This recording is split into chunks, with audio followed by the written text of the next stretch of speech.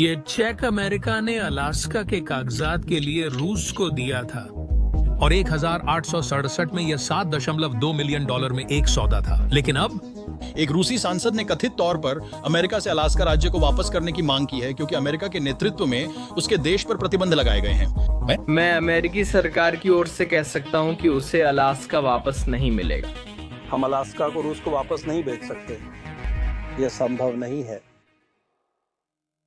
रूस ने Alaska America को बेचा था, अब वे पैसे वापस मांग रहे हैं। दुर्भाग्यवश पुतिन और उनके दोस्तों के लिए उस लेन देन की रसीद 150 साल से भी पहले समाप्त हो गई थी। हम सुझाव देते हैं कि अलास्का हमें लौटा दिया जाए। क्या आप जानते हैं कि वे अलास्का को क्या कहते हैं? आइसक्रीमिया। किसी दिन यह अपनी धरती लौटेगा। अगर हम अल्यूशियन द्वीपों में रुकें तो क्या होगा?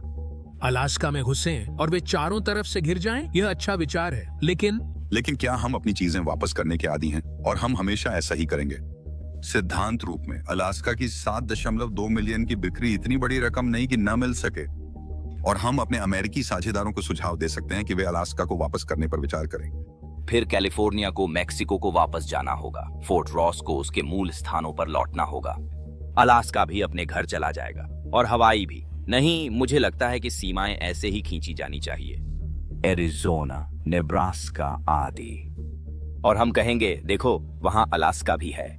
अलास्का तुम्हारा है, सही, और थोड़ा सा कैलिफोर्निया भी। अलास्का सब ठीक है, एक राज्य ओरेगन से सटा है, बाजा, कैलिफोर्निया। अब सीमा सुरक्षा पर, खासकर गैर मित्र देशों के साथ, अमेरिकियों को अब बहुत चिंता है कि रूस अलास्का पर हमला करने वाला है। ऐसा क्यों? हमें ये करना होगा, यह अमेरिका के लिए गंभीर खतरा है। मैं रूसी साम्राज्य को अलास्का, हवाई, कैलिफोर्निया, फिनलैंड और पोलैंड के साथ चाहता हूँ। पोलैंड और फिनलैंड बदबूदार हैं, लेकिन सच कहूं तो मैं निश्चित नहीं हूं। मैं मानता हूं कि रूस अनुचित रूप से कब्जा करता है और हमें और करना चाहिए। हाँ, और ऐतिहासिक जमीनें वापस लेकर न्याय बहाल करना चाहिए। बिल्कुल। जहां तक न्याय की बात है, चलिए अलास्का ले लेते हैं और बाकी वे खुद ही दे देंगे। बिल्कुल, अलास्का भी। हम अलास्का का ध्यान रखेंगे। यह तय करना अमेरिकी विदेश विभाग का काम नहीं है कि रूस को राज्य मिलेगा या नहीं। यह रूसी जनमत संग्रह पर निर्भर है। रूसी राजनेता मास्को में हंगामा कर रहे हैं। वे मांग कर रहे हैं कि अलास्का, जो अमेरिका का सबसे बड़ा राज्य है और तेल व सैन्य ठिकानों से भरा हुआ है, उन्हें वापस किया जाए क्योंकि वह उनका है। लेकिन यहाँ एक मोड़ है। रूस ने इसे किसी युद्ध में नहीं खोया था। उन्होंने इसे इतनी सस्ती कीमत पर बेच दिया कि कोई भी कबाड़ी खुश हो जाए। अब ट्रंप और पुतिन अलास्का में यूक्रेन मुद्दे पर मिलने वाले हैं, जिससे पुरानी दुश्मनियां फिर उभर रही हैं और संघर्ष भड़कने का खतरा है। आइए अलास्का मुद्दे को गहराई से समझें और जानें मॉस्को में इतनी कड़वाहट की वजह क्या है। वे सिर्फ नक्शों की बात नहीं कर रहे, वे इतिहास बदलने की बात कर रहे हैं। अगर आप मानते हैं कि दुनिया को यह समझना चाहिए तो लाइक और सब्सक्राइब करें। आपका समर्थन सच्चाई को एल्गोरिदम और प्रोपेगेंडा से आगे बढ़ाने में मदद करता है। आइए हाल की चर्चाओं से शुरू करें। 2023 से 2025 तक रूसी नेताओं, विशेषज्ञों और प्रचारकों सहित कई रूसी आवाजों ने अलास्का को फिर से हासिल करने की कल्पना को फिर से जगा दिया है। अमेरिका ने विदेशों में रूसी संपत्तियां अरबों डॉलर की फ्रीज की। पुतिन के करीबी सांसद ने सुझाव दिया कि मॉस्को को अलास्का वापस लेने पर विचार करना चाहिए। यह टिप्पणी अस्पष्ट थी, लेकिन इसने एक संवेदनशील मुद्दे को छू लिया। फिर आया जनवरी 2024। पुतिन ने विदेशों में रूसी संपत्तियों की जांच का आदेश दिया। क्रेमलिन ने अलास्का का नाम नहीं लिया, फिर भी कुछ मीडिया में अटकलें बढ़ीं। राज्य टीवी के होस्ट अलास्का को अनौपचारिक रूप से हमारा कहने और इसे पश्चिमी आक्रामकता पर कार्यक्रमों में शामिल करने लगे। दिमित्री मेदवेदेव ने ऑनलाइन मजाक में कहा कि अगर अमेरिका अलास्का वापस नहीं करता तो युद्ध हो सकता है। उनका लहजा व्यंग्यात्मक था, पर संदेश साफ था और 2024 के मध्य तक और तीखा हो गया था। और भी अधिक प्रचारकों ने इस दावे को दोहराया, अलास्का को पश्चिमी चोरी और रूसी पीड़ितता का प्रतीक बताया। जुलाई में पुतिन के वफादार मीडिया हस्ती व्लादिमीर सोलोयोव ने अलास्का की वापसी की मांग की।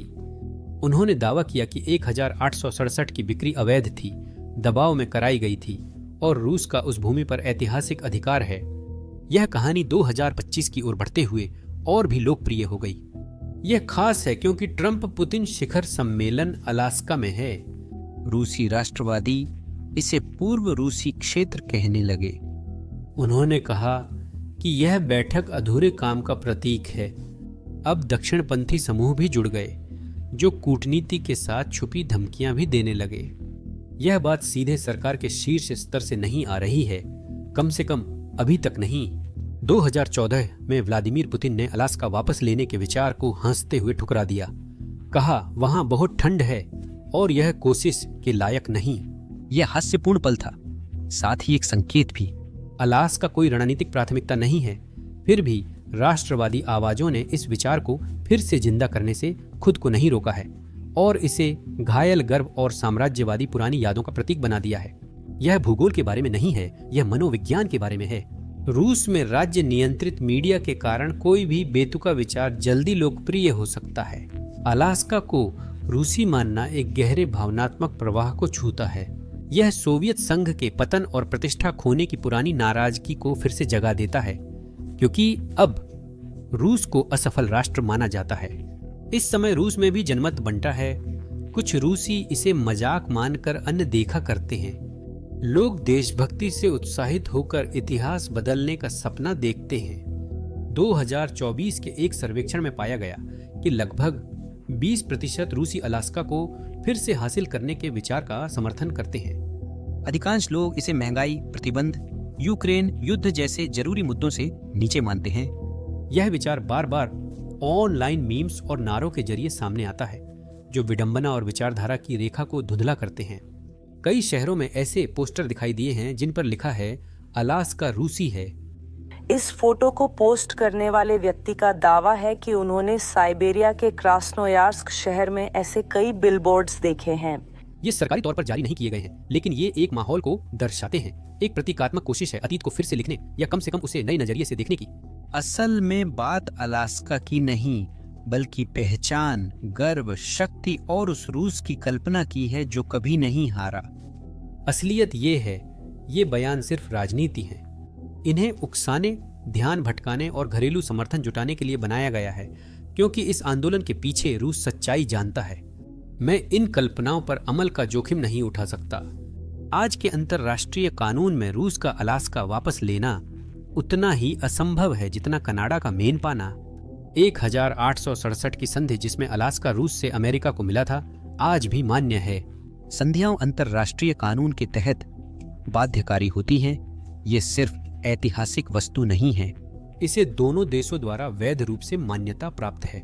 संयुक्त राष्ट्र चार्टर खासकर अनुच्छेद 2 यह बात स्पष्ट करता है। कोई देश दूसरे की सीमाएं बदलने के लिए धमकी या बल प्रयोग नहीं कर सकता। एक बार किसी क्षेत्र का अवैध रूप से संधि द्वारा स्थानांतरण और दोनों पक्षों की स्वीकृति के बाद मामला समाप्त हो जाता है।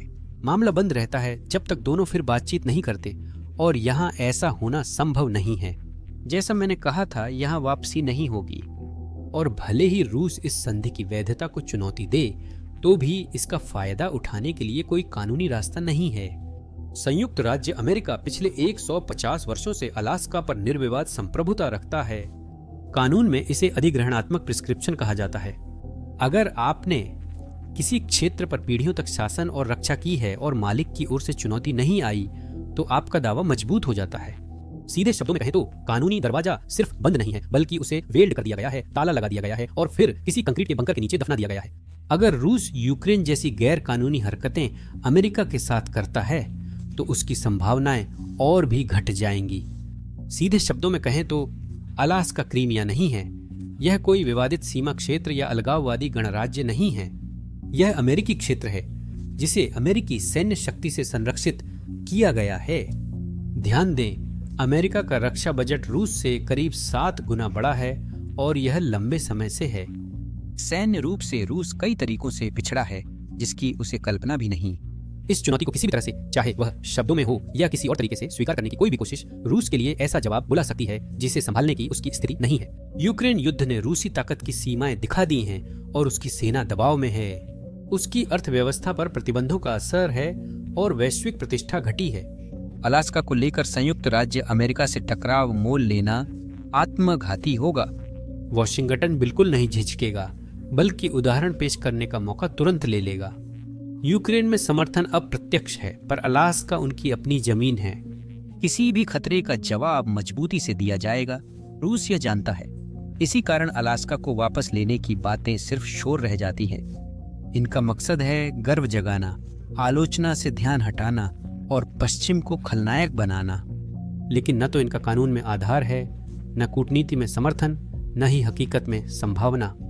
अलास्का सिर्फ अमेरिकी नहीं है, बल्कि अछूता भी है। हर बार रूसी मीडिया विपरीत कहता है तो यह दिखाता है कि मास्को अपने पुराने साम्राज्य से कितना गिर चुका है।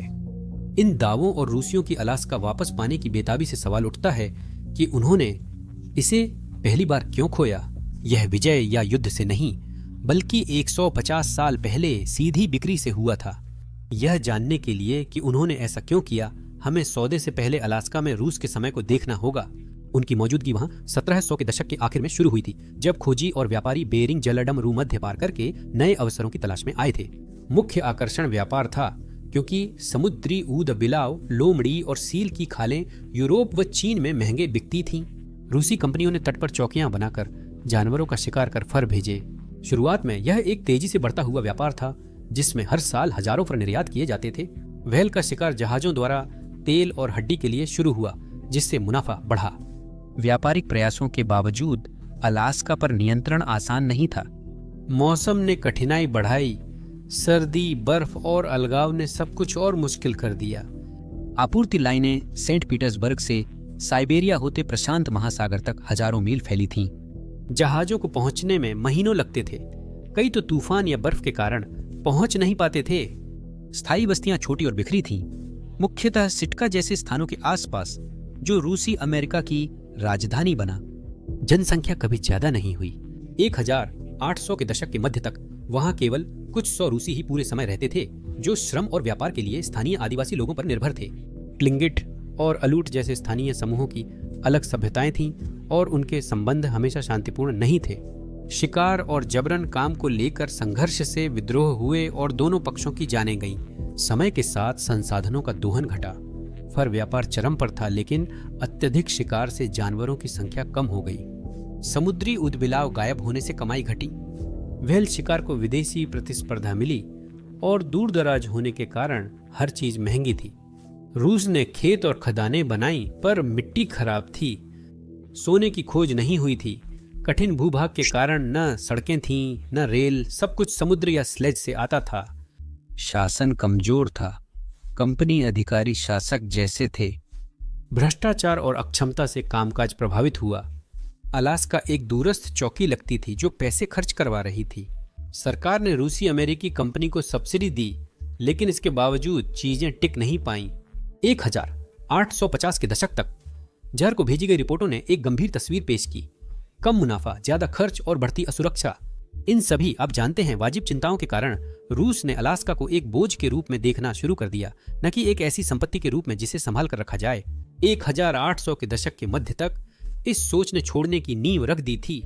समस्याएं बढ़ने से रूस की पकड़ कमजोर हुई और जो कभी आशाजनक था, अब बोझ बन गया, जिसे वे छोड़ना चाहते थे। इसी वजह से बिक्री का रास्ता खुला। यह कदम पैसों की जरूरत, रणनीति बदलाव और घाटे के डर से उठाया गया। रूस ने अलास्का पैसों की कमी के कारण बेचा। 1853 से 1856 तक ब्रिटेन, फ्रांस और अन्य देशों के खिलाफ लड़ी गई क्रीमियन युद्ध ने रूस को आर्थिक रूप से बहुत बुरी हालत में छोड़ दिया था। उन्होंने युद्ध हारकर भारी कीमत चुकाई।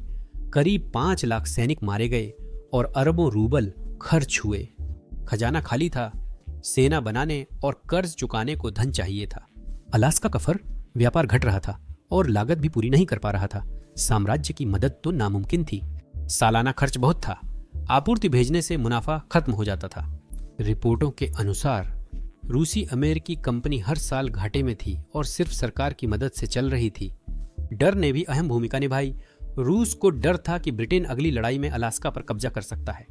दोनों देशों में पहले भी टकराव हुआ था और ब्रिटेन के बेड़े व प्रशांत क्षेत्र में उसकी रुचि के चलते इतनी दूर जगह की रक्षा मुश्किल थी। इससे अलास्का आसान निशाना बन गया था। साथ ही वहां के मूल निवासियों का विरोध भी तनाव बढ़ा रहा था और रूस के पास लड़ाई के लिए अतिरिक्त सैनिक नहीं थे। इन दोनों खतरों के बीच जर ने समझा कि युद्ध हुआ तो रूस इलाका खो सकता है। इसे बेच देना समझदारी थी, ताकि ऐसा होने से पहले रूस को इससे कुछ तो मिल जाए। उन्होंने कई विकल्प देखे, ब्रिटेन को भी खरीदार माना, लेकिन तनाव के कारण वह जोखिम भरा था। भू राजनीतिक रूप से रूस का ध्यान अब कहीं और था। उनका साम्राज्य यूरोप में था, जहां ऑस्ट्रिया और प्रशिया से खतरा था, और एशिया में वे मंचूरिया जैसे इलाकों में विस्तार कर रहे थे। अलास्का किनारे पर था, इतनी दूर कि कुछ भी मायने नहीं रखता था। यह आक्रमण के खिलाफ कोई प्राकृतिक सुरक्षा न होने के कारण असुरक्षित था। सैनिकों व बसने वालों की आपूर्ति में समय लगता था और आबादी कम थी। अमेरिका को बेचना समझदारी थी। यह एक नई शक्ति से संबंध बना सकता था और उन्हें ब्रिटेन के खिलाफ कर सकता था, जिससे अमेरिका को भी दिक्कतें थीं। रूस ने अमेरिका को तटस्थ मित्र माना, क्योंकि गृह युद्ध में उसने जहाज भेजकर समर्थन किया था। रखरखाव लागत से सौदा तय हुआ। सेंट पीटर्सबर्ग से दूरी, जो 7,000 मील या लगभग 11,000 किलोमीटर थी, का मतलब था संचार और सहायता में देरी। कठोर मौसम से जहाजों और चौकियों को नुकसान हुआ, जिससे मरम्मत जरूरी हुई। किले या बंदरगाह जैसी संरचनाएं स्थायी बर्फ और पहाड़ों में बनाना बहुत महंगा था। शासन कठिन था, कानून स्थानीय जरूरतों के अनुसार नहीं थे और भ्रष्ट अधिकारियों ने संसाधन बर्बाद किए। आदिवासियों से संबंधों के लिए कूटनीति व बल प्रयोग जरूरी था, जिससे खर्च बढ़ता था। 1860 तक उपनिवेश की लागत उसकी आमदनी से अधिक हो गई थी और फर की पैदावार अपने चरम स्तर से 90% तक घट चुकी थी। इस अतिरिक्त कारण के साथ रूस ने फैसला किया कि अब नुकसान को कम करने का समय आ गया है। इन दबावों के बढ़ने के साथ ही रूस ने बिक्री के लिए बातचीत शुरू कर दी। यह प्रक्रिया उस युग की कूटनीति को दिखाती है, जिसमें शांत वार्ताएं और अप्रत्याशित मोड़ थे। यह सौदा दोनों पक्षों के प्रमुख खिलाड़ियों ने किया। अमेरिका में रूस के मंत्री एडुआर्ड डी स्टोकेल ने अपने देश के लिए बातचीत की। वह कई साल अमेरिका में रहे और वहां की राजनीति समझते थे। अमेरिकी पक्ष में विदेश मंत्री विलियम सिवार्ड ने इसका नेतृत्व किया। सिवार्ड अमेरिकी विस्तार में विश्वास रखते थे और अलास्का को प्रशांत क्षेत्र नियंत्रण की ओर कदम मानते थे। 1867 में बातचीत चुपचाप शुरू हुई, जिसमें स्टोचोल ने जार अलेक्जेंडर द्वितीय से मंजूरी प्राप्त की। वे वॉशिंगटन में देर रात मिले और जल्दी ही शर्तों पर सहमति बन गई। कीमत $7.2 मिलियन तय हुई, जो सोने में अदा की गई। यह लगभग 5,87,000 वर्ग मील जमीन के लिए प्रति एकड़ करीब 2 सेंट के बराबर था। रूस ने जल्दी पैसे के लिए और अमेरिका ने संसाधन व स्थान की संभावनाएं देखकर सौदा स्वीकार किया। इस संधि में कुछ अजीब बातें थीं। यह केवल फ्रेंच और अंग्रेजी में लिखी गई थी। रूसी भाषा को अनदेखा किया गया। तब कूटनीति में अंतर्राष्ट्रीय समझौतों की भाषा फ्रेंच थी। इससे पता चलता है कि यह समझौता कितना वैश्विक था। दस्तावेज में सीमाएं, अधिकारों का हस्तांतरण और निवासियों की सुरक्षा का उल्लेख था। हस्ताक्षर 30 मार्च 1867 को हुए थे और उसके तुरंत बाद अमेरिकी सीनेट ने इसे मंजूरी दे दी थी। अक्टूबर में सिटका में हस्तांतरण समारोह में रूसी झंडा उतारकर अमेरिकी झंडा फहराया गया। दिलचस्प यह था कि तब जनता की राय अलग थी। अमेरिका में कई लोगों ने इस खरीद का मजाक उड़ाया और अलास्का को बेकार बर्फ का डिब्बा कहा। अखबारों में ध्रुवीय भालुओं और जमी हुई बंजर जमीनों के कार्टून छपे और तर्क दिया गया कि यह पैसा बेहतर कामों में लगाया जा सकता था, जैसे गृह युद्ध के बाद पुनर्निर्माण में। आलोचकों ने इसे बेकार जमीन बताया और खनिजों या मछलियों की अनदेखी की। समर्थन उन लोगों से मिला जिन्होंने इसमें रणनीतिक लाभ देखे, जैसे कि उत्तर अमेरिका में ब्रिटिश विस्तार को रोकना। हालांकि समय के साथ खोजों ने उन्हें गलत साबित कर दिया और लोगों की राय बदल गई। रूस में इस बिक्री पर ज्यादा ध्यान नहीं दिया गया। सरकार ने प्रचार कम किया ताकि विरोध न हो। अधिकांश लोग आंतरिक सुधारों जैसे दास्ता समाप्ति पर ध्यान दे रहे थे। कॉलोनी की उन्हें परवाह नहीं थी। कुछ अधिकारियों को बाद में पछतावा हुआ, लेकिन तब यह व्यावहारिक लगा और उस पैसे से कर्ज चुकाने व यूरोप में रेलवे फंड जुटाने में मदद मिली। सौदा पूरा होते ही अलास्का अमेरिका का हिस्सा बना, लेकिन इसकी असली कीमत ऐसे सामने आई जिसकी उस समय किसी ने कल्पना नहीं की थी। बिक्री के समय अलास्का शायद एक मामूली अधिग्रहण जैसा लगा होगा, एक जमी हुई वीरान जगह है जिसमें देने के लिए बहुत कम था। लेकिन अमेरिकी नियंत्रण में आने के बाद इस क्षेत्र में जबरदस्त बदलाव आया। शुरुआत में अमेरिकी नक्शे में शांत जोड़ रहा, लेकिन जल्द ही प्राकृतिक संपदा और रणनीतिक महत्व का पावर हाउस बन गया। पहला बड़ा मोड़ सोना मिलने पर आया। 1890 के दशक में क्लोंडाइक गोल्ड रश ने पूरी दुनिया का ध्यान आकर्षित किया, जिससे दसियों हजार खनिक युकोन क्षेत्र में आ गए। हालांकि इस उन्माद का ज्यादातर हिस्सा पड़ोसी कनाडा में हुआ, लेकिन अलास्का इससे बिल्कुल भी अछूता नहीं रहा। नोम, फेयरबैंक्स और जूनो में सोने की खोज से प्रवास और बसावट बढ़ी। 1900 तक अलास्का का सोने का उत्पादन हर साल लाखों डॉलर तक पहुंच गया था, जो कि उसकी मूल डॉलर 7.2 मिलियन की खरीद कीमत से कहीं अधिक था। पूरे के पूरे शहर लगभग रातों रात बस गए और आबादी कुछ हजार से बढ़कर 1910 तक 60,000 से भी ज्यादा हो गई। इस उछाल ने दौलत के साथ स्थायी बुनियादी ढांचे की नींव भी रखी। अर्थव्यवस्था के समर्थन हेतु सड़कें, बंदरगाह, रेलवे बने। ये वे विकास थे जो रूस उपनिवेश काल में नहीं कर सका। जल्द ही तेल की खोज और भी परिवर्तनकारी रही। 1960 के दशक में अलास्का के नॉर्थ स्लोप पर प्रूडो बे में विशाल भंडार पाए गए। इससे अमेरिकी इतिहास की सबसे बड़ी इंजीनियरिंग परियोजनाओं में से ट्रांस अलास्का पाइपलाइन का निर्माण शुरू हुआ। 1970 में पूरा हुआ।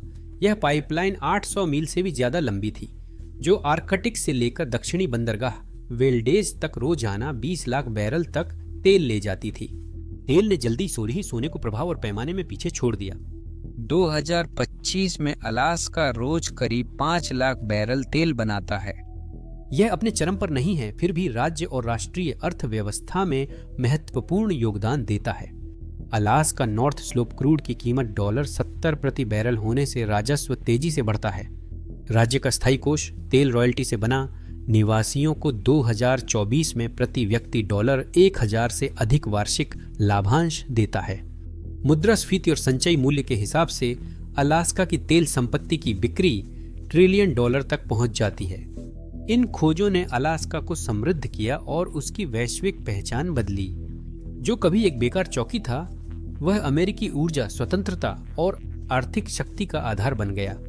रूस के लिए इस परिवर्तन को होते देखना उस अपार मूल्य की गंभीर याद दिलाता है जिसे उसने छोड़ दिया था। लेकिन यही सब नहीं है। अलास्का का रणनीतिक महत्व वैश्विक संघर्षों में लगातार बढ़ा है। द्वितीय विश्व युद्ध में यह क्षेत्र सैन्य चौकी था। अल्यूशियन द्वीप समूह प्रशांत महासागर में फैला अमेरिकी जापानी सेनाओं के युद्ध का स्थल था। युद्ध में सिर्फ यही लड़ाइयां अमेरिकी भूमि पर लड़ी गई थीं। जवाब में अमेरिकी सेना ने अलास्का में तेजी से हवाई और नौसैनिक अड्डे व आपूर्ति मार्ग बनाए। इनमें से कई ठिकाने आज भी सक्रिय हैं और राष्ट्रीय रक्षा में अहम भूमिका निभाते हैं। द्वितीय विश्व युद्ध के बाद अलास्का का महत्व और भी बढ़ गया। शीत युद्ध में सोवियत संघ के निकट होने से यह निगरानी और रोकथाम की अग्रिम पंक्ति बना। यह राज्य प्रारंभिक चेतावनी रडार प्रणालियों का केंद्र बना, जिसमें डिस्टेंट अर्ली वार्निंग लाइन शामिल थी, जो सोवियत बम वर्षकों और मिसाइलों का पता लगाने के लिए बनी थी। पूरे क्षेत्र में मिसाइल साइलो और वायु रक्षा प्रणालियां तैनात की गई थीं। अब अलास्का बेरिंग जलमरुमध्य से संभावित हमलों के लिए और भी मजबूत ढाल बन गया है। हाल के वर्षों में अलास्का का रणनीतिक महत्व एक बार फिर बदल गया है। जलवायु परिवर्तन और आर्कटिक भू राजनीति में बदलाव नए अवसर और चुनौतियां लाए हैं। आर्कटिक बर्फ पिघलने से पहले दुर्गम शिपिंग मार्ग अब नॉर्थ वेस्ट पैसेज और नॉर्दर्न सी रूट से खुल रहे हैं। नए समुद्री मार्ग एशिया, यूरोप और उत्तरी अमेरिका के बीच यात्रा समय कम करते हैं। अलास्का का स्थान इसे इन उभरते व्यापार मार्गों के चौराहे पर रखता है, जिससे संयुक्त राज्य अमेरिका को आर्कटिक व्यापार में एक तार्किक और आर्थिक बढ़त मिलती है। आर्थिक और भू राजनीतिक महत्व के अलावा अलास्का अमेरिकी सैन्य रणनीति का एक मुख्य आधार बना हुआ है। इस राज्य में कई प्रमुख सैन्य ठिकाने हैं, जैसे जॉइंट बेस एल्मेंडोर्फ, रिचर्डसन और आयल्सन एयर फोर्स बेस। इन ठिकानों में हजारों कर्मचारी और आधुनिक विमान हैं। यह न केवल राष्ट्रीय सुरक्षा में योगदान देता है, बल्कि नौकरियों, बुनियादी ढांचे और संघीय निवेश के माध्यम से स्थानीय अर्थव्यवस्था को भी मजबूत करता है। फिर भी अलास्का की अर्थव्यवस्था सिर्फ तेल और सोने तक सीमित नहीं है। कई दशकों में अनेक उद्योग यहाँ स्थापित हुए, जिससे राज्य आर्थिक इंजन बन गया। सबसे स्थायी स्तंभों में से एक है मछली पकड़ने का उद्योग। अलास्का के पानी सैल्मन, हेलीबट और केकड़े से भरपूर हैं, जो हजारों नौकरियों और तटीय समुदायों का सहारा है। बदलते वैश्विक बाजार और बढ़ती प्रतिस्पर्धा से चुनौतियां आई हैं, पर यह क्षेत्र राज्य की पहचान और अर्थव्यवस्था के लिए अब भी अहम है। खनन गोल्ड रश से आगे बढ़ चुका है। आज अलास्का झिंक और कीमती खनिजों का मुख्य स्रोत है। इसमें वे दुर्लभ पृथ्वी तत्व भी शामिल हैं जो आधुनिक तकनीकों के लिए बहुत जरूरी हैं। ये संसाधन राज्य की अर्थव्यवस्था को विविध बनाकर उसे वैश्विक आपूर्ति श्रृंखला में अहम बनाते हैं। खनन शहर जो पहले सोने के पास बसे थे, अब खनन और निर्यात के बड़े क्षेत्र में आगे बढ़ रहे हैं। पर्यटन भी अलास्का की आर्थिक कहानी में एक और परत जोड़ता है। हर साल लाखों पर्यटक इसकी वन्य भूमि, ऊंचे ग्लेशियर और अनोखे वन्य जीव देखने आते हैं। क्रूज जहाज खूबसूरत बंदरगाहों पर रुकते हैं, जिससे लॉज और स्थानीय कारीगर जैसे छोटे व्यवसाय मौसमी भीड़ से लाभ पाते हैं। कई अलास्कावासियों के लिए पर्यटन केवल आय नहीं है, यह भूमि की प्राकृतिक सुंदरता और सांस्कृतिक विरासत का उत्सव है। संघीय निवेश भी इसमें अहम भूमिका निभाता है। सरकारी खर्च बुनियादी ढांचे, रक्षा व सार्वजनिक सेवाओं पर अर्थव्यवस्था को स्थिर करता है, खासकर दूर दराज इलाकों में। कुछ वर्षों में यह समर्थन तेल राजस्व से भी बढ़ गया, जो अलास्का के रणनीतिक महत्व को दिखाता है। इन सभी क्षेत्रों का योगदान एक व्यापक परिवर्तन में होता है। जो कभी एक दूरस्थ चौकी था, अब समृद्ध बहुआयामी अर्थव्यवस्था बन गया है। अब अलास्का प्रति व्यक्ति आय में शीर्ष राज्यों में से एक है, जो इसकी विनम्र शुरुआत से बहुत अलग है। जमी हुई सीमा से आर्थिक महाशक्ति बनने का यह विकास अनदेखा नहीं किया गया है। अलास्का का रणनीतिक महाशक्ति में बदलना आज भी रूस को परेशान करता है। राष्ट्रवादी इसके संसाधनों और सैन्य महत्व को 1867 की बिक्री को ऐतिहासिक भूल बताने के प्रमाण मानते हैं। मीडिया पुराने नक्शे दिखाते, रूसी खोजकर्ताओं का महिमा मंडन करते और साम्राज्य के प्रशांत महासागर तक फैलाव की याद दिलाते हैं। ऑनलाइन फोरम मीम्स और बहसों से भरे रहते हैं, खासकर पश्चिम से तनाव के दौरान। इस हास्य और प्रतीकवाद के पीछे गहरी निराशा है। कुछ रूसियों के लिए अलास्का सिर्फ खोई जमीन नहीं है, यह खोई हुई प्रभावशीलता की याद दिलाता है। जिस क्षेत्र को उन्होंने सस्ते में बेचा, वही अब अमेरिका की आर्थिक और सैन्य ताकत का स्रोत है, और यही अंतर चुभता है। फिर भी पुरानी यादें हकीकत को नहीं बदलती। अलास्का को वापस लेना असंभव है। जैसा कि पहले चर्चा किया, यह राजनीतिक और सैन्य रूप से भी मुमकिन नहीं है। रूस जानता है कि अलास्का अब सच में खो गया है। न कोई योजना है, न नीति, न आगे बढ़ने का रास्ता। अलास्का को वापस लेने की मांगें अलग मकसद से होती हैं। ये राष्ट्रीय गर्व जगाती हैं और आर्थिक कठिनाइयों से ध्यान हटाती हैं। ये आंतरिक तनाव में फिर से महानता का सपना दिखाती हैं। अलास्का की कहानी रणनीतिक दूरदर्शिता का सबक है। रूस ने इसे बोझ, अमेरिका ने संभावना माना। जो पहले बेकार था, वही बाद में अनमोल हो गया। जो जमीन कभी कुछ पैसों में बेची गई थी, वही अब आर्कटिक में अमेरिका की ताकत की नींव है। उसकी अर्थव्यवस्था को ऊर्जा देती है और उसकी वैश्विक पहुंच को मजबूत बनाती है। और रूस के लिए वह सौदा अब बदला नहीं जा सकता। जो बिक गया वो बिक ही गया, जो खो गया वो दंतकथा बनता है। जिसे अमेरिका बचाता है वो हमेशा अमेरिकी रहता है। देखने के लिए धन्यवाद।